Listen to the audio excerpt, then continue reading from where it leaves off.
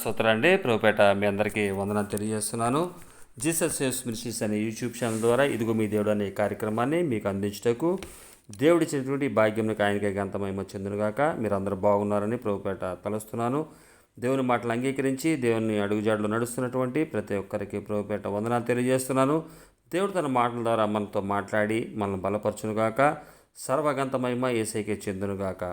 ఈరోజు ప్రార్థన ద్వారా ఈ కార్యక్రమాన్ని ప్రారంభించుకుందాం. చిన్న ప్రార్థన.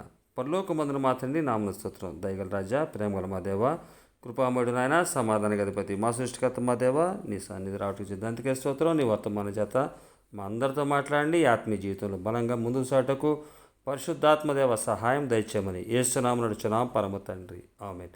హల్లెలూయా, హల్లెలూయా, హల్లెలూయా. సర్వగంత మహిమ యేసయ్యకే చెందునుగాక. ఆమేన్. నేడు మనం మాట్లాడుకోబోయే అంశము దేవుని మాటలను అంగీకరించి ఆయన ఆజ్ఞలను మన యొద్ద దాచుకొని ఎడల. దేవుని యొక్క మాటలను మనము అంగీకరించడం ఒకటి, అలాగే ఆయన ఆజ్ఞలను మన యొద్ద దాచుకోవాలి. ఈరోజు దాచుకున్న విషయాలు చూసినట్లయితే అనేక రకాలైనటువంటి జ్ఞాపకాలని, ధనాన్ని, బంగారాన్ని ఇవన్నీ కూడా దాచుకుంటున్నారు. కానీ దేవుని యొక్క మాటల్ని దాచుకున్నటువంటి దాఖలాలు ఎక్కడా కనబట్టలేదు. ఎందుకంటే దేవుని మాటలు దాచుకుంటే అది ఏ సందర్భంలో వినియోగించుకోవాలో, ఉపయోగించుకోవాలో ఆ విధంగా సరిగ్గా వినియోగించుకుంటారు. ఇప్పుడు గోల్డ్ ఉందండి, గోల్డ్ దాచారంటే దాన్ని దేనికి వినియోగించుకోవాలో దానికి వినియోగిస్తారు. ఆభరణాలుగా ధరించుకోవాలన్నా, అవసరతలకు వాడుకోవాలన్నా, ధనాన్ని చేతులు మార్చాలన్నా దాన్ని దాచి ఉంచడం చేత వినియోగానికి దానికి పరిమితులు తెలుసు. అలాగే ధనాన్ని చూసినా కూడా దాచుకోవటం తెలుసు. కానీ దేవుని యొక్క మాటల్ని అంగీకరించి, ఇప్పుడు ధనాన్ని చూస్తే చిరిగిపోయిన నోట్లు ఎవరు కూడా దాచుకోరు. అలాగే బంగారాన్ని చూస్తే డూప్లికేట్ దాన్ని ఎవరు దాచుకోరు. ఎందుకని? అది సరైందా కాదా అని పరీక్షించి చూసిన తర్వాత అంగీకరించి దాచుకుంటారు.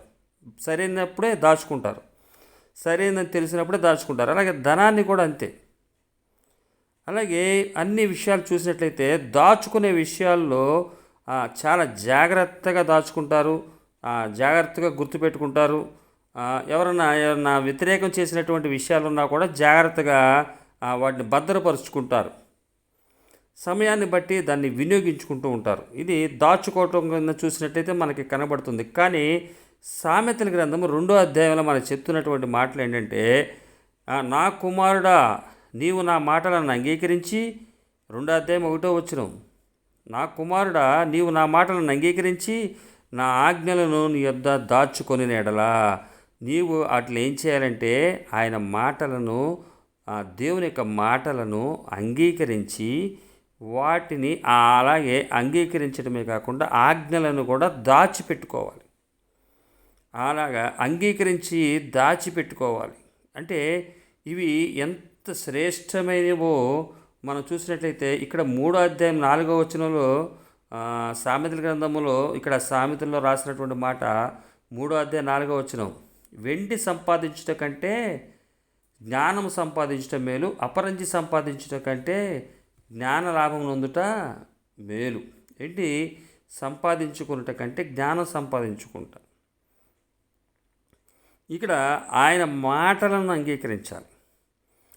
ఈరోజు ఈ సామెతల గ్రంథం ద్వారా దేవుడు తన కార్యక్రమం చొప్పున మనతో మాట్లాడుగాక.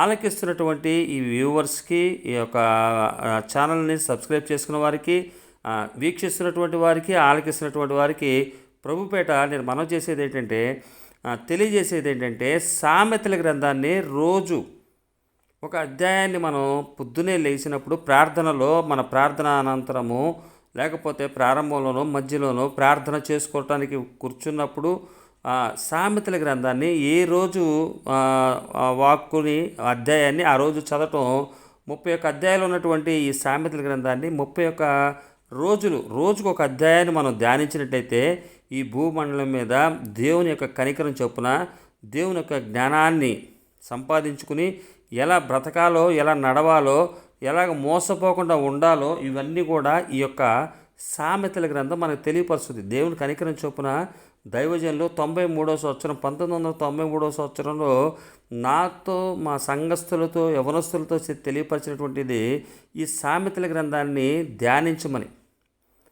సామ్యుల్ కోషి గారు అనే పాస్టర్ గారు కేరళ నుంచి మా యొక్క సంఘానికి వచ్చి మాతో యవనస్తులుగా ఉన్నటువంటి మా స్నేహితులతో మాతో తెలియపరిచిన మాటే సామెతల గ్రంథాన్ని ఏ రోజు ఒక్కొక్క అధ్యాయాన్ని చదవమని. దేవుడు తన కనికరం చొప్పున ఈ సంవత్సరం వరకు, ఇప్పుడు 2024 సంవత్సరం ఫిబ్రవరి 2వ తారీఖు వరకు కూడా ఈ యొక్క వాక్కుల్ని చదవటం దేవుడు తన కనికరం చొప్పున నేను కొనసాగించగలటకు దేవుడు కృప చూపించాడు. అలాగే ఆలకిస్తున్నటువంటి ప్రతి ఒక్కరు కూడా ఈ లోకంలో మన యొక్క విశ్వాస జీవితంలో మరీ ముఖ్యంగా ఏ విధమైనటువంటి నడవడిక మనకు కలిగి ఉండాలో సామెతల గ్రంథాలు, సామెతల్లో ఉన్నటువంటి ఈ వచనాల అధ్యాయాలే కానీ, వచనాల్లో ఉన్నటువంటి విషయాలే కానీ చక్కని మార్గాన్ని మనకి తెలియపరుస్తాయి. దయచేసి ప్రతి ఒక్కరు కూడా యవనస్తులేంటి, వృద్ధులేంటి, స్త్రీలేంటి, పురుషులేంటి అందరూ కూడా ఈ యొక్క సామెతల గ్రంథాన్ని ఈరోజు 2వ తారీఖు 2వ అధ్యాయం చదవాలి. చదివినట్లయితే దేవుని యొక్క తన కనికరం చొప్పున మనల్ని బలపరిచి నడిపించగలడు. అలా మీరందరూ చదువుటకు దేవుని ఆత్మ మీకు తోడేండు నడిపించునుగాక. అలాగే ఈ యొక్క దేవుని మాటలను అంగీకరించి ఆజ్ఞలు దాచుకుంటే అవి ఎంత ఉపయోగకరమైనవో ఇక్కడ 2వ అధ్యాయం 2వ వచనంలో జ్ఞానమునకు ముందు మనం ఏం చేయాలంటే, జ్ఞానం అంటే యేసయ్యే. ఆ యేసయ్యకి మించినటువంటి జ్ఞానం భూమి మీద ఇంకేమీ లేదు. ఆ యేసయ్య, ఆ యొక్క తండ్రి, కుమార, పరిశుద్ధాత్మలో నుంచి వచ్చినటువంటి జ్ఞానమే ఈరోజు భూమండలం మీద మొత్తం ఉన్నది.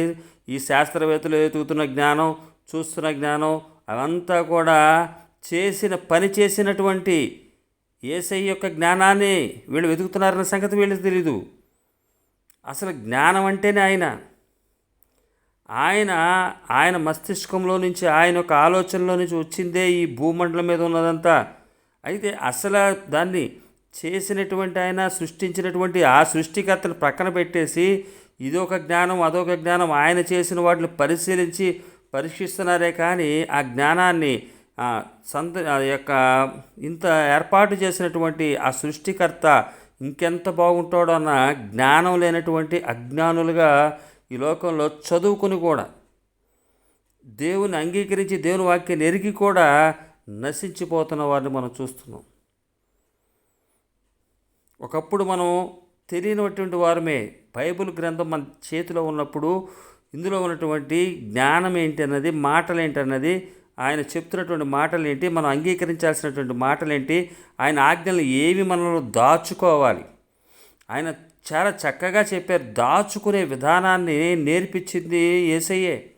హల్లెలూయా. ఇవి క్రైస్తవ జీవితంలో మనలను యథార్థపరులుగా, నీతిమంతులుగాను, పరిశుద్ధులుగాను జీవించడానికి ఉపయోగపడే మాటలయ్యి. ఆ మాటలకి లోబడాలి. అదే అంగీకరించడం అంటే. అలాగే ఆ ఆజ్ఞలను ఏం చేయాలంటే దాచుకోవాలి. దాచుకోవడం అంటే బీరోలో పెట్టి దాచేసి బంగారాన్ని అవసరం వచ్చినప్పుడు తీయటం. ఎలాగైతే దాన్ని ఎంత జాగ్రత్త చేస్తారో ఈ మాటలను కూడా అంతే జాగ్రత్తగా చేయాలి. బంగారాన్ని దాచినంత ఈజీగా దేవుని మాటలని దాచుకోలేనటువంటి స్థితి మనలో ఉండకూడదు అనేది దేవుని యొక్క సందేశం. మొదటిగా 2వ అధ్యాయం 2వ వచనం సామెతల గ్రంథము. జ్ఞానమునకు మొదటగా మనం ఏం చేయాలంటే చెవి యొగ్గాలి. ఏ జ్ఞానం అది? క్రీస్తుని గురించినటువంటి జ్ఞానం, యేసయ్యను గురించినటువంటి జ్ఞానానికి మనం మొదటగా చెవి యొగ్గాలి. అలాగే హృదయపూర్వకముగా వివేచనను అభ్యసించిన యెడల మనం ఏం జరుగుతుందంటే ఈ యొక్క ఆజ్ఞలన్నిటిని అనుసరిస్తే ఇవన్నిటిని కూడా దాచుకోగలుగుతాం. జ్ఞానానికి చెవి ఎక్కాలి ముందు. అలాగే హృదయపూర్వకంగా వివేచన అభ్యసించాలి. అలాగే దేవునిని తెలివికై మొర్రపెట్టాలి.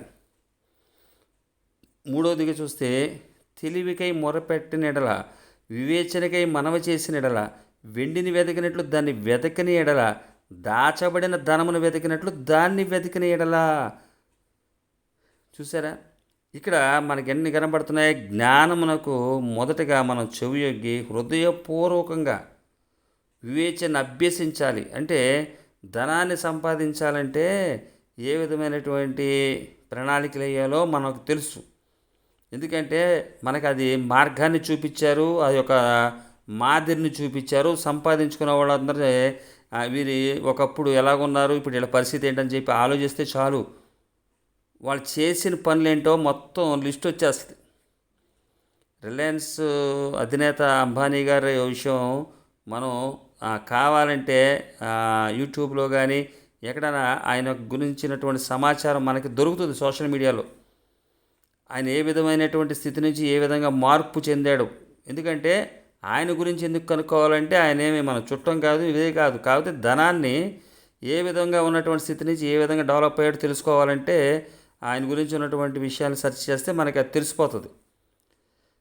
ఈ విషయాలు తెలుసు, ఇల్లు కట్టుకోవడం తెలుసు, పొలాలు సంపాదించడం తెలుసు, ఇంకా అనేకమైనటువంటి స్థలాలు సంపాదించుకోవడం తెలుసు, ధనాన్ని ఏ దేశంలో దాయాలో కూడా తెలుసు, ఏ రాష్ట్రాల్లో దాయాలో కూడా తెలుసు, ఏ ప్రాంతంలో దాయాలో కూడా తెలుసు. కానీ దేవుని యొక్క వాక్యాన్ని తెలియదు. ఎందుకంటే ఒక మాదిరి చూపించినటువంటి వ్యక్తుల దగ్గర నేర్చుకోలేదు కాబట్టి మాదిరి నేర్చుకుని ఆ వాక్యాన్ని దాచుకోవటం విషయానికి తెలియదు. వాక్యాన్ని దాచుకోవటం కన్నా ధనాన్ని దాచుకోమని చెప్పే బోధకులే ఈరోజు మనకి ఎక్కువ కనబడుతుంటారు. మీరు ఎక్కడైనా గమనించండి, వాక్యాన్ని పోతే, వాక్యాన్ని నువ్వు మర్చిపోతే నీ జీవితం నష్టపోతావని చెప్పేవాళ్ళ కన్నా ధనాన్ని కనుక నువ్వు జాగ్రత్త చూసుకోకపోతే నువ్వు నష్టపోతావు అనేవాళ్ళు ఎక్కువ. మరి ఇక్కడ సామెతల్లో ఉన్నటువంటి జ్ఞానాన్ని మనం నేర్చుకున్నట్లయితే ఈ యొక్క దుర్బోధనలే కానీ అబద్ధ బోధలు చెప్పేవారిని కానీ గ్రహించగలుగుతాం. ఏవి దాచుకోవాలో ఈ యొక్క గ్రంథకర్త చెప్తున్నాడు. ఈయన యొక్క అనుభవాల్లో నుంచి, పరిశుద్ధాత్మ దేవుని యొక్క నడిపింపులో నుంచి వచ్చినటువంటి మాటలు ఇవన్నీ కూడా. జ్ఞానమునకు మొదటగా ఏం చేయాలంటే చెవి యొగ్గాలి. అది హృదయపూర్వకంగా వివేచన అభ్యసించిన ఎడల, హృదయపూర్వకంగా ఈ లోక సంబంధమైన విషయాన్ని సంపాదించుకునే పెట్టేంత కన్నా దేవుని విషయమైనటువంటి జ్ఞానాన్ని సంపాదించుకోవటానికి చెవియొగ్గి హృదయపూర్వకంగా అభ్యసించాలి. దాన్ని అభ్యసించడం అంటే రోజు ప్రాక్టీస్ చేయాలి. జ్ఞానం ఏ విధంగా సంపాదించుకుంటావా అని. డబ్బు విషయం చూడండి, డబ్బు సంపాదించుకునేవాడికి అతనికి ఉన్నటువంటి టాలెంట్ని గొప్ప చేసుకోవటానికి ఏ విధమైనటువంటి అభ్యాసం చేస్తాడు. ఎన్నిసార్లు దానికోసం ప్రాక్టీస్ మీద ప్రాక్టీస్ చేస్తే ఏమవుతుంది? నటనలో చూసినట్లయితే, యాక్ట్ చేసేవాళ్ళని చూసినట్లయితే ఎన్నో టేకులు తీసుకుంటారు. ఎన్నోసార్లు 10 సార్లు 20 సార్లు ఒక సీన్లో, ఒక సందర్భంలో పట్టి వాళ్ళు నటించటానికి చేసేటువంటి ప్రాక్టీసు తరఫీదులలా ఉంటాయి. ఇది అభ్యాసము, వివేచనను అభ్యసించిన ఎడల. ఇది ఊరికే రాదు. ఇది డబ్బులన్నా ఊరికే వచ్చేస్తాయి. ఇది ఊరికే వచ్చేది కాదు. దీనికి వెల చెల్లించాలి, దీనికి సమయాన్ని కేటాయించాలి. ఇది దేవుని సన్నిధిలో నుంచి పొందుకునేది, పరిశుద్ధాత్మ ద్వారా పొందుకునే కార్యాలు ఇవి. పరిశుద్ధాత్మ దేవుని దగ్గర నుంచి పొందుకోవటం అంటే జ్ఞానాన్ని పొందుకోవటం. పరిశుద్ధాత్మ దేవుడు ఇచ్చేది జ్ఞానం. హల్లెలూయా. పరిశుద్ధాత్మ దేవుడు మనకి ఇచ్చేది, పరిశుద్ధాత్మ దేవుడు వస్తే భాషలతో మాట్లాడటం, లేకపోతే ఒక క్రియ అక్కడ ప్రదర్శించటం కాదు. అది అవ్వచ్చు, కానీ అంతకన్నా మరీ ముఖ్యంగా ఏంటంటే పరిశుద్ధాత్మ దేవుని యొక్క ఆ హృదయపూర్వకంగా మనం ఆరాధిస్తున్నప్పుడు, వివేచన అభ్యసించిన అభ్యాసం చేస్తున్నప్పుడు పరిశుద్ధాత్మ దేవుడు ప్రోత్సహిస్తూ ఉంటాడు, తెలియపరుస్తూ ఉంటాడు, జ్ఞప్తి చేస్తూ ఉంటాడు. ఏది జ్ఞానమో ఏది అజ్ఞానమో తెలియజేస్తూ ఉంటాడు. జ్ఞానాన్ని మనం మొదటగా చెవి యొగ్గాలి, హృదయపూర్వకంగా వివేచన అభ్యసించాలి. తెలివికై మొర్రపెట్టిన ఎడల మనం ఏం చేయాలంటే తెలివి కోసం మొర్రపెట్టాలి. అతి తెలివితేటల కోసము కాదు, అతి తెలివితేటలు చూపించకూడదు. అతి తెలివితేటలతోటి మన జీవితాన్ని మనమే నరక పాత్రులుగా చేసుకొనకూడదు. తెలివి ఆయనే, జ్ఞానము ఆయనే, వివేచన ఆయనే. ఈ విధంగా తెలివికై మనం ఏం చేయాలంటే మూడవదిగా చూసినట్లయితే అభ్యాసం చేస్తూ మొర్ర పెట్టాలి. అయ్యా దయచేయమని, జ్ఞానం దయచేయమని. అందుకని యాకోబు పత్రికలో రాయబడుతుంది, జ్ఞానం కొద్దిగా ఉన్నవాడు అడగమని చెప్తుంది. అడగాలి జ్ఞానం కొద్దిగా ఉన్నప్పుడు. అలాగే తెలివి మొర్ర పెట్టాలి. ఏ లోకంలో బ్రతికే తెలివి కాదు, ఈ లోకంలో కాదు, పరలోక రాజ్యం విషయమై ఈ లోకానికి వేరుగా ఉండి ఈ లోకంలో కనబడుచున్నటువంటి థింగ్స్ని, కనబడుతున్నటువంటి వాటిని క్షయమైపోయే వస్తువుల కోసం కాదు మన తెలివితేటలు చూపించాల్సింది.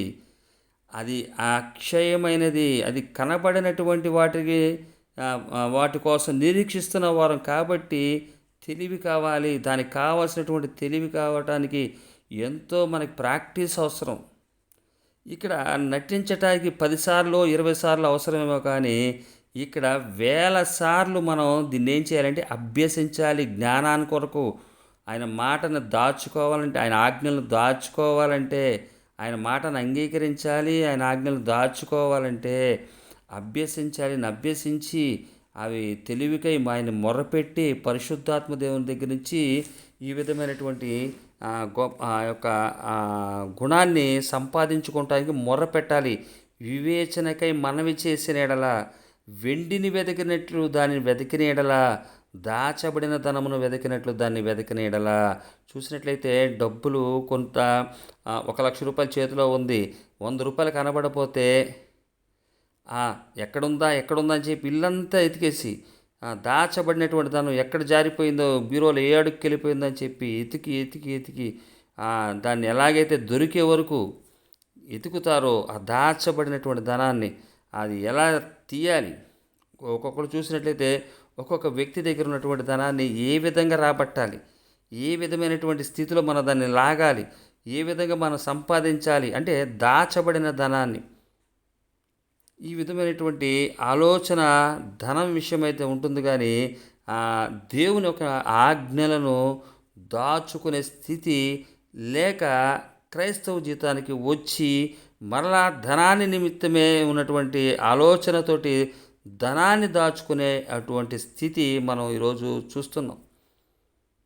దేవుని వాక్యం క్లియర్గా చెప్తుంది, నా ఆజ్ఞలను నీ యొద్ద దాచుకొని నెడలా, దాచబడిన ధనమును వెతికినట్లు దాన్ని వెతికిన ఎడలా.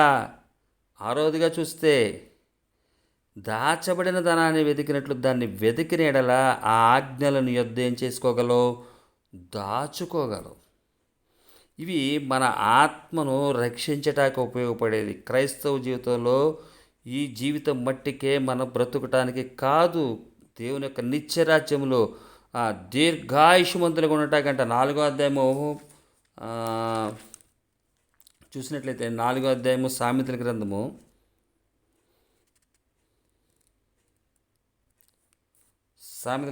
4వ అధ్యాయంలో వచ్చినట్లయితే 4వ అధ్యాయం 10వ వచనం, నా కుమారుడా, నీవు ఆలకించి నా మాటలను అంగీకరించిన ఎడల నీవు దీర్ఘాయుష్మంతుడు వగుదువు.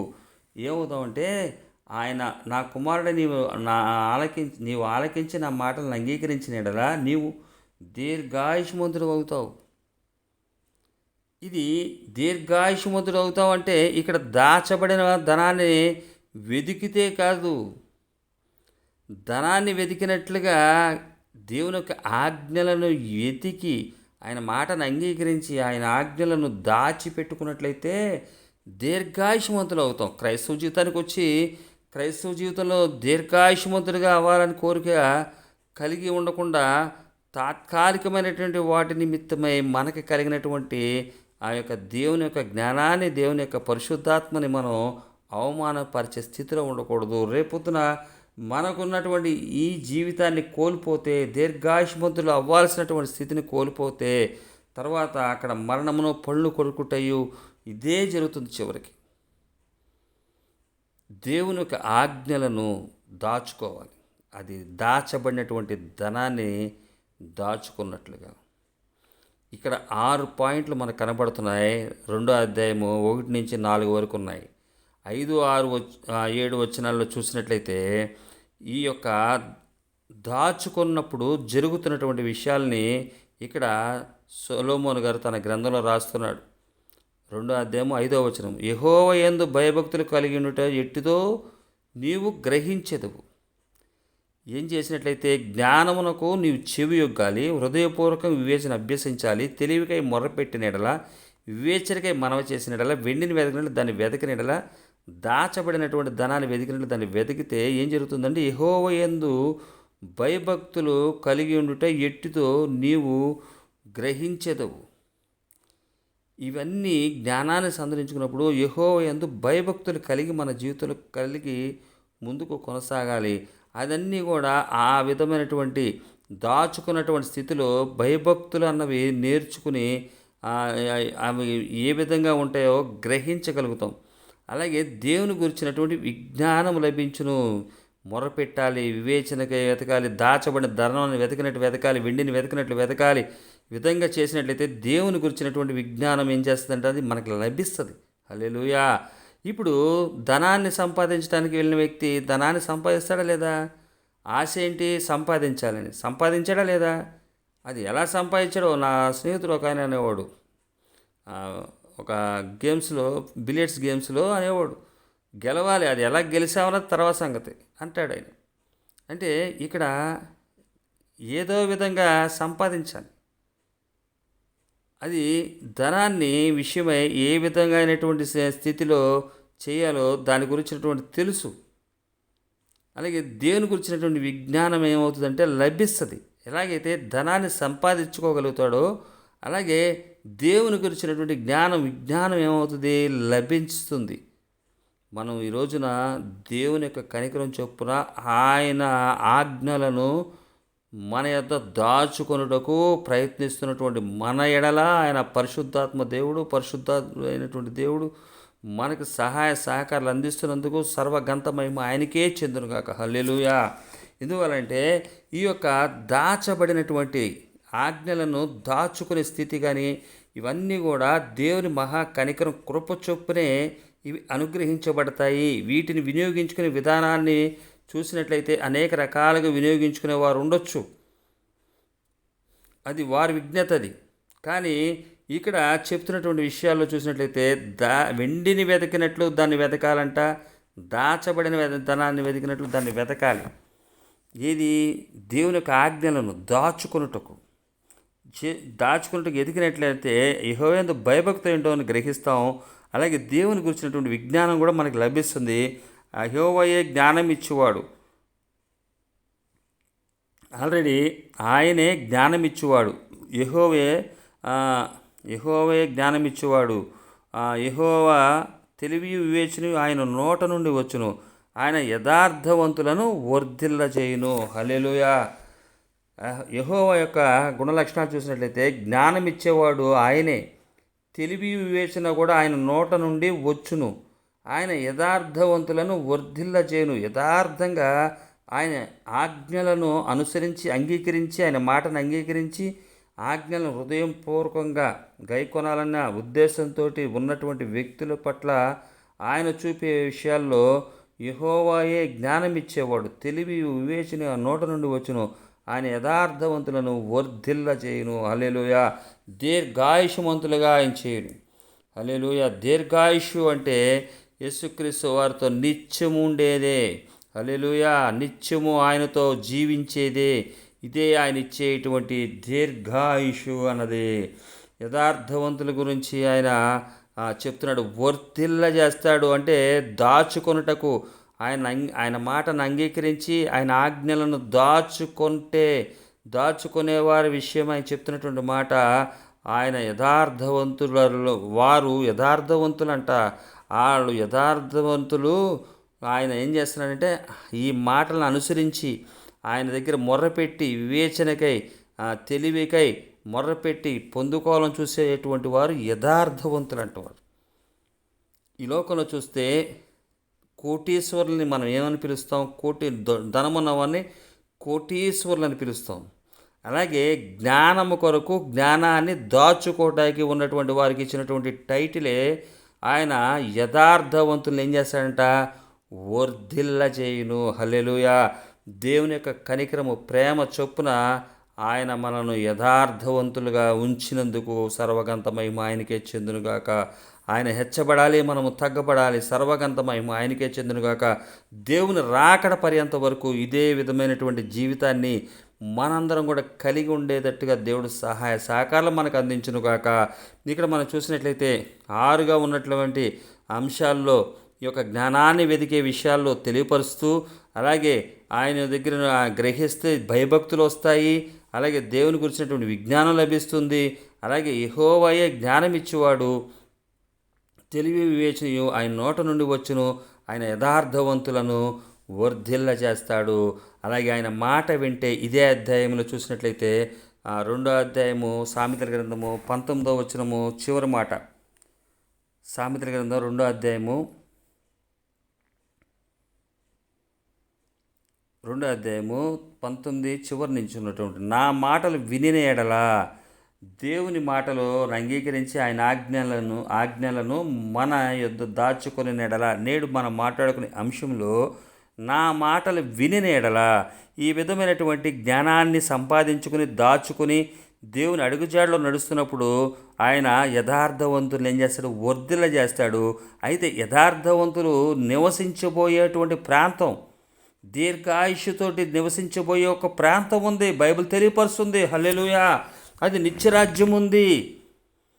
కనిపించేదంతా కూడా దేవుని ఏర్పాటు కాదు. దేవుని ఏర్పాటు నీతిమంతుల కొరకు, యథార్థవంతుల కొరకు ప్రత్యేకమైనటువంటిది ఉంది. దాని కొరకే ఈ క్రైస్తవ జీవితం యేసుక్రీస్తు వారిని అంగీకరించింది. నిత్య రాజ్యం కొరకే, నిత్య జీవించి దీర్ఘాయుషమంతులుగా ఆయనతో పాటు ఉండేటువంటి ఆ పరలోక రాజ్యం నిమిత్తమే మనందరం కూడా దేవుని యొక్క అడుగుజాడలకు వచ్చిన వారము. అది గ్రహించాలి. అసలు మనం దేవుని ఎందుకు వెంబడిస్తున్నామో గ్రహించాలి. ఈ ఆజ్ఞలను దాచుకుంటే దీర్ఘాయుషమంతులు అవుతాం. ఈ ఆజ్ఞలను దాచుకునటం వల్ల ఆయన దృష్టిలో మనలను ఏం చేస్తాడంటే, మనం యథార్థవంతులుగా ఆయన చూస్తాడు. ఆయన మనల్ని వర్ధిల్లింపజేస్తాడు. వర్ధిల్లతో కాకుండా వారు నివసించే ప్రాంతాన్ని చెప్తున్నాడు ఆయన. నీవు సజ్జనుల మార్గమందు నడుచుకొందువు. సజ్జనులు అటువంటి వారు, సరిగ్గా వ్యవహరించేవారు, సరైన జీవితాన్ని జీవించేవారితో పాటు వీరందరూ కూడా ఉంటారు. కోటీశ్వరులతోనే తిరుగుతారు. కోటీశ్వరులు వారికి ఉన్నటువంటి లావాదేవీలు చూసుకుంటారు. అది మనకి ఎలాగైతే ప్రత్యక్షంగా భూమి మీద కనబడుతుందో, ఎలాగైతే అది మనం చూస్తున్నామో, అలాగే సజ్జనుల మార్గమందు నడుచుకుందువు అంటే ఈ విధమైనటువంటి ఆజ్ఞలను దాచుకోవాలని చూస్తున్నటువంటి వీరందరూ కూడా ఎక్కడ ఉంటారంటే సజ్జనుల మార్గమందు నడుచుకుంటా మనందరం కూడా. అలాగే నీతిమంతుల ప్రవర్తనను అనుసరించదువు. నీతిమంతులంతా ఇది అనుసరించేదంతా కూడా నీతిమంతుల ప్రవర్తనను అనుసరించదువు. యథార్థవంతుల దేశమందు నివసించుదురు. లోపము లేని వారు దానిలో నిలిచియుందురు. రాబోయే నిత్యరాజ్యములో కూడా నిలిచుంటానికి 4 అంశాలు ఇక్కడ కనబడుతున్నాయి మనకి. సజ్జనుల మార్గమందు నడుచుకొందురు. వీరందరూ కూడా ఒక గ్రూపుగా ఉంటారు. ఈ యొక్క ఆజ్ఞలను, దేవుని మాటను అంగీకరించి ఆయన ఆజ్ఞలను దాచుకున్నటువంటి వారందరికీ కూడా ఈ విధమైనటువంటి స్థితి కలుగుతుంది.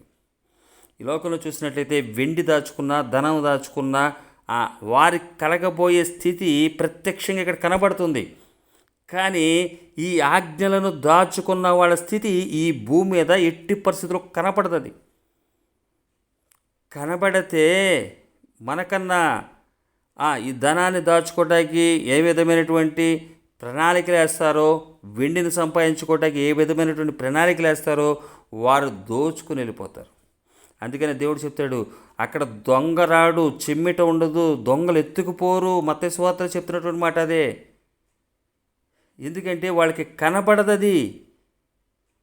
ధనాన్ని ఎతికే వాళ్ళు, వెండిని ఎతికే వాళ్ళకి దేవుని ఆజ్ఞలు కనబడవు. అందుకనే జ్ఞానమునకు నీ చెవి యొగ్గి హృదయపూర్వకంగా వివేచన అభ్యసించాలి. ఇది పై కనిపించేది కాదు. ఇది హృదయపూర్వకంగా వివేచన అభ్యసించాలి. ఇది ఆ తెలివికై మొర్రపెట్టాలి. ఈ లోకంలో కనబడే విషయాల కోసం ప్రాక్టీస్ చేసేటువంటి వారిని చూస్తూ ప్రాక్టీస్ చేస్తూ దాన్ని సాధిస్తారు. కానీ ఇవి ఏవి కూడా మనకి కనబడవు. ఆయన ఇస్తున్నటువంటిది జ్ఞానం, తెలివి, వివేచన ఆయన నోటి నుంచి వస్తాయి. ఆయన యథార్థవంతులు ఏం చేస్తాడు? పరిశుద్ధాత్మ దేవుడు వర్ధిల్లింపజేస్తాడు. చేయుట చేత రాబోయే లోకంలో దీర్ఘాయుష్మంతులుగా చూడబోయేదే సజ్జనుల మార్గమందు నడుచుకున్న వారందరూ కూడా ఒక గ్రూపు. నీతిమంతుల ప్రవర్తనను అనుసరిస్తారు, నీతిమంతులు ఉంటారు. యథార్థవంతులు దేశమందు యథార్థవంతుల దేశం అంట. ముస్లిం కంట్రీ, క్రిస్టియన్ కంట్రీ, మనకి ఒక కంట్రీస్ కనబడుతున్నాయి. అలాగే యథార్థవంతుల దేశం, యథార్థవంతులు దేశమందు నివసించుదురు. యథార్థవంతులు దేశమందు నివసించుదురు. ఎవరంటే ఆయన మాటలను విని ఎడల, ఆజ్ఞలను దాచుకొని ఎడల జరిగే విషయాలు ఇవన్నీ కూడా. ఇంత గొప్పగా దేవుణ్ణి మనం కలిగి ఉన్నందుకు అయితే నిరీక్షిస్తున్నటువంటి మనం ఓర్పుతోటి ఈ మాటలను, చాలా పేషెన్స్ కావాలి దీనికి, చాలా ఓర్పుతో కూడినటువంటి విషయాలు ఇవన్నీ కూడా పరిశుద్ధాత్మ దేవుడు సహాయం చేస్తాడు. అందుకే తెలివిగా ఏం చేయాలి? మొరపెట్టాలి, వివేచనగా మనం చేయాలి, హృదయపూర్వకంగా అభ్యసించాలి. వెండిని వెతకటానికి లోకంలో ప్రయత్నం చేస్తున్న వారందరిని చూస్తే మనం ఏం చేయాలి? అంతకన్నా రెట్టింపులుగా వెండి సంపాదించడం కోసం కాదు, దేవుని ఆజ్ఞలను ఏ విధంగా దాస్తున్నారో, ఏ విధంగా శృతి మించిపోయి, అంటే అవసరానికి మించి ఈ బ్రతికే 70 సంవత్సరాలకి 140 సంవత్సరాల ధనాన్ని దాస్తున్నటువంటి వెండిని, ధనాన్ని చూసినప్పుడు మనము అంతకన్నా 4 రెట్లు ఎక్కువ సంపాదించాలని జ్ఞానం కలిగి ఉండాలి. 70 సంవత్సరాలు వాడే 3 అంటే 3 రెట్లు అంటే దగ్గరగా 3 ఏళ్ళు 21 210 సంవత్సరాల సరిపడా వెండిని, 210 సంవత్సరాలు సంపాదించిన ధనాన్ని, 210 సంవత్సరాలు సంబంధించినంత ధనాన్ని సంపాదించుకుంటున్నప్పుడు మరి దీర్ఘాయుష్మంతులు 1000 ఏళ్ళు ఆయనతో పాటు నిత్యము ఆయనతో పాటు జీవిస్తా ఉన్న వాళ్ళు ఇంకెంత దయాలని చెప్పి మనము, వారు దానికోసం ఏ విధమైనటువంటి శ్రమను చేస్తున్నారో, కష్టాన్ని చేస్తున్నారో, ప్లానింగ్లు వేస్తున్నారో అంతకు మించి మనం దీని విషయమై ప్రయత్నం చేయాలి. అంటే దీనికి కావాల్సింది ఏంటంటే పేషెన్స్ కావాలి. ఎవరెవరినో చూసి వెళ్ళిపోయేది ఈ కనబడే వెండి ధనం చూస్తే దాన్ని ఒక కనపడుతుంది. కానీ మనం సంపాదించే దేవుని యొక్క ఆజ్ఞలను దాచుకోవటం, మాటను అంగీకరించి ఆజ్ఞలను దాచుకునే స్థితి చాలా కష్టంతో కూడింది అది. అయితే ఇవన్నీ కూడా పరిశుద్ధాత్మ దేవుడు మనకి తెలియపరిచిన దాన్ని విశ్వసించటమే మనం విశ్వాసులం అవుతాం. విశ్వాసం అనున్నది అది కనబడేటి పదార్థాలతో చేయబడింది కాదు, అది అదృశ్యమని ఉన్నవనటుకు రుజువై ఉన్నది. అది ఆ విధమైనటువంటి స్థితిలో ఉన్న వారికి జరిగే ఈ 4 అంశాలని మనం గుర్తుంచుకోవాలి. సజ్జనుల మార్గం ముందు నడుచుకుంటూ చూస్తే, మంచోడు ఉన్న దేశంలో చూస్తే ఎంత సంతోషంగా ఉంటుంది. ఈ లోకంలో చూస్తున్నప్పుడు, ఒక్కొక్కరు చూసినటువంటి పరిస్థితులు చూసినప్పుడు ఏ విధమైనటువంటి మనస్తాపానికి మనం గురవుతుంటామో ఒకసారి గ్రహించాలి. అయితే అక్కడ చూస్తే వారందరూ ఉండేది, అక్కడ నివసించేది సజ్జనులు. ఇప్పుడు నేను బీటెక్ చదువుతున్నప్పుడు నాకు ఒక గ్రూప్ కావాలని నేను కోరుకుంటా. ఏ గ్రూప్ అనుకుందాం, ఏబిసి గ్రూపు. ఏ గ్రూప్ కావాలనుకున్న వాళ్ళు ఆ గ్రూప్లో ఉంటారు. అలాగే ఇక్కడ కనబడుతున్న విషయాలు చూస్తే నా ఆజ్ఞలను ఏదో దాచుకోమన్నటువంటి గ్రూప్ ఇది. ఈ గ్రూప్కి ఉన్నటువంటిది వచ్చేటువంటి ఉద్యోగం ఏంటంటే, ఆ గ్రూప్ ప్రజలు అక్కడ ఉంటారు, ఆ సజ్జనులు అక్కడ ఉంటారు, ఆ నీతి ప్రవర్తనగా ఇచ్చేవారు ఉంటారు, అక్కడ యథార్థవంతులు ఉండే దేశం అది. ఏ లోపం లేని వారు దానిలో నిలిచి ఉంటారు. ఈ 4 గుణాలు కలిగిన వాళ్ళు అక్కడ ఉండే ప్లేస్లో ఇక్కడ ఏదైతే అనుసరించి దాచుకున్నారో వాళ్ళు అక్కడ ఉంటారు. అలాగే వెండిని దాచుకున్నవాడు వెండి దాచుకున్నవాడితోనే స్నేహం చేస్తాడు, ధనాన్ని దాచుకున్నవాడు ధనం దాచుకున్నవాడితో స్నేహం చేస్తాడు. ఇక్కడ ఎట్లాగైతే మనకు పేదలకు కనబడుతుందో అదే జరుగుతుంది. అదే ఇక్కడ దేవుని యొక్క ఆజ్ఞలు, మాటను అంగీకరించి ఆయన ఆజ్ఞలు మన యొద్ద దాచుకుంటే జరిగేటువంటి ఒక గొప్ప విషయాలే ఇక్కడ రాయబడ్డాయి. ఈ విషయాల్లో మనందరికీ స్వాతంత్రం ఉంది. ఎవరి ఇష్టం వచ్చినట్టు వాళ్ళు ప్రవర్తించవచ్చు. ఎవరి అభిప్రాయాన్ని మనం తప్పుపడతానికి వీల్లేదు. నాకు డబ్బు సంపాదించాలని ఉందండి, నా ఇష్టం, అది వెండి సంపాదించకుండా నా ఇష్టం. అయితే అది నువ్వు ఏ విధంగా చేస్తున్నావు అన్నది అది నీ ఇష్టమే. అది ఏ విధంగా అనుసరిస్తున్నావు అన్నది నీ ఇష్టమే. అది అయితే బైబిల్ దగ్గరికి వచ్చి బైబిల్లో ఉన్నటువంటి జ్ఞానాన్ని సంపాదించుకుంటాకు వచ్చాను, నిత్యరాజ్యం కావాలని వచ్చి ఇంకోటి సంపాదించుకుంటే అప్పుడు ప్రాబ్లం అవుతుంది. అటు కాకుండా ఇటు కాకుండా అయిపోయే పరిస్థితి. ఈ బయలుదేవుడు అయితే బయలుదేవుడు, యెహోవా అయితే యెహోవా. ఎవరైతే వారు నిర్ణయం తీసుకోండి. ఏదో ఒక నిర్ణయం తీసుకోవాలి. ఆ నిర్ణయానికి కట్టుబడి ఉండాలి. ప్రతి ఒక్కరు కూడా తమ విధిలో కట్టుబడి ఉన్నవారే. మనం చూసినట్లయితే వెండి సంపాదించేవారే కానీ, ధనం సంపాదించేవారే కానీ, జ్ఞానాన్ని సంపాదించేవారే కానీ, యేసుక్రీస్తు వారిని సంపాదించుకునేవారే కానీ, ఆయన ఆజ్ఞను దాచుకునేవారు కానీ, ఎవరి టార్గెట్లు ఆడుకున్నాయి. ఒక టార్గెట్ని విమర్శించడానికి కాదు, ఇది మన యొక్క టార్గెట్. క్రీస్తుని అంగీకరించే వారి టార్గెట్ ఇది. ఇది ప్రాముఖ్యమైనది. ఇది మనం దాచుకోవాల్సింది. ఇక్కడ మనం చూసినట్లయితే దేవుని యొక్క మాటలు, సామెతల గ్రంథాన్ని చాలా చక్కగా పరిశుద్ధాత్మ దేవుడు బైబిల్ గ్రంథం మొత్తం కూడా చక్కగా వివరించి మనకు అర్థం అవుటకు మన యొక్క లైఫ్ టైంలో చాలా వరకు మనం కంప్లీట్ చేయడం కూడా కష్టమే. అయినా చేసుకోగల పరిశుద్ధాత్మ దేవుడు నడిపింపు మనకి ఇచ్చాడు. కాబట్టి సామెతల గ్రంథంలో ఉన్నటువంటి ఈ విషయాల్ని మనం గమనించినట్లయితే దేవుని మాటలను అంగీకరించి ఆయన ఆజ్ఞలను మన యొద్ద దాచుకొని నెడల మనం సజ్జనుల మార్గమందు నడుచుకుంటాం, నీతిమంతుల ప్రవర్తన అనుసరిస్తాం, యథార్థవంతుల దేశంలో నివసిస్తాం, లోపం లేని వారందరూ కూడా అందులో ఉంటారు. ఏ విధమైనటువంటి స్వార్థపూరితమైనటువంటి లేకుండా జీవించేది. నీకు లేదా స్వార్థం, నాకు లేదా, ఇది కాదు. ఇది తెలియపరచబడుతున్నప్పుడు నా కొరకే, ఇది కేవలం నా కొరకే. ఈ మాటలన్నీ కూడా నా కొరకే. ఇది నేను అనుసరించాలి. ఇది నేను దీంట్లో నేను నడవాలి.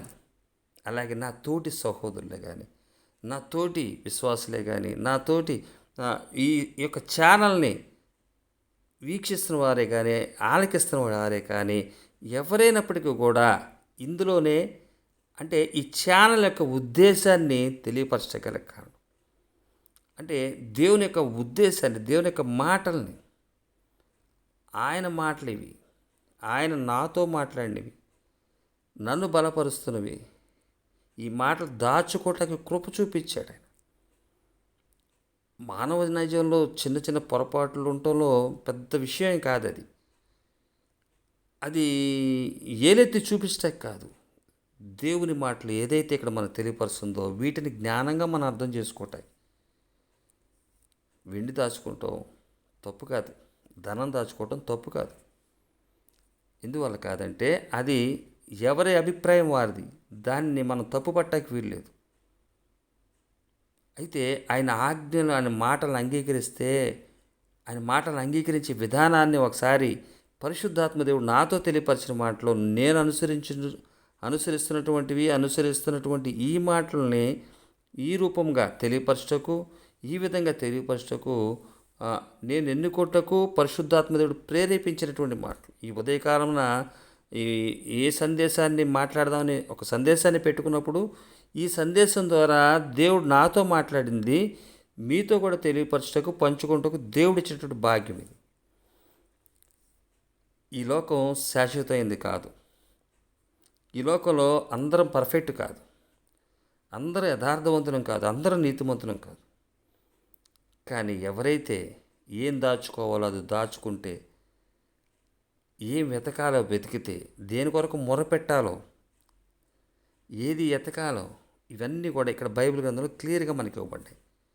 ఈ విధానాన్ని మనం అనుసరిస్తే మనం నిత్యరాజ్యంలో దీర్ఘాయుష్మంతులుగా ఉంటామని, సజ్జనుల యొక్క మార్గమందు నడుచుకుంటామని, సజ్జనులు మార్గమందు నడుచుకుంటాం. అలాగే నీతిమంతుల ప్రవర్తనను అనుసరిస్తాం, యథార్థవంతుల దేశమందు నివసిస్తాం, లోపం లేని వారు దానిలో నిలిచి ఉంటారు. ఆయన మాట వినేళ్ళని దేవుడి మాటల ద్వారా నాతో మాట్లాడినటువంటి మాటలు మీతో పంచుకుంటూ దేవుడు ఇచ్చినటువంటి భాగ్యానికి ఆయనకి అంత మహిమ చెందునుగాక. ఈ మాటల ద్వారా ఇవి మనలను వాక్కే బలపరుస్తుంది. నేను మాట్లాడినందువల్ల కాదు, తెలియపరిచినందువల్ల కాదు. ఒకసారి మనందరం కూడా దీన్ని ఆలకించినందువల్ల పరిశుద్ధాత్మ దేవుడు మనల్ని బలపరుస్తాడు, మనకు సహాయం చేస్తాడు. మనకు వివేచన జ్ఞానాన్ని దయచేస్తాడు. దేవుడు అటువంటి సహాయ సహకారాలు మనకు అందించి బలపరచును గాక. చిన్న ప్రార్థన ద్వారా ఈ కార్యక్రమం ముగిద్దాం. పరలోకమందున మా తండ్రి, నామన స్తోత్రం దయగల రాజు. నా ప్రభువా, నా మాటలను అంగీకరించి నా ఆజ్ఞను హృదయపూర్వకంగా మీ హృదయం దాచుకొని ఎడల అది ఎంతో శ్రేష్టమైందో తెలియపరచును అయ్యా. మొరపెట్టమంటున్నావు, తెలివికై వివేచనకై మొరపెట్టమంటున్నావు. అలాగే తండ్రి, వెండిని వెతికినట్లు, అలాగే దాచబడిన ధనాన్ని వెతికినట్లు ఆయన వెతికితే వచ్చేటువంటి పరిణామాలు ఏంటో తెలియపరచును. అలాగే యథార్థవంతులు ఇటువంటి వారిని తెలియపరుస్తున్నాం అయ్యా. మేమే యథార్థవంతులం కాదు, నాలో మాలో ఏ యథార్థత లేదు, కానీ వీటిని ఎతికే భాగ్యాన్ని ఇచ్చావు, కృపనిచ్చావు. సర్వగంతమేమ నీకే నా ప్రభా.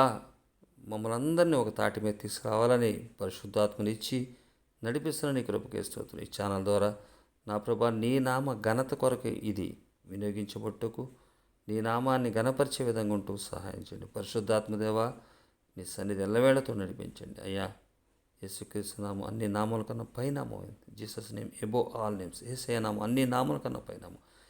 Jesus name above all names. Yesayya నామం అన్ని నామాల కన్నా పైనామం. యేసయ్య నామం అన్ని నామాల కన్నా పైనామం. సర్వగంతమై నీకే తెలుసు యేసయ్య. నీ సన్ని మాతో నడిపించమని మా ప్రియ రక్షకుడు శివరాన్ని సంపత్తిని వేడుకొంచున్నాం పరమ తండ్రి. హల్లెలూయా, హల్లెలూయా, హల్లెలూయా. సర్వగంతమై యేసయ్యకే చెందునుగాక. ఆమె. Thank you. అందరికీ వందనాలండి.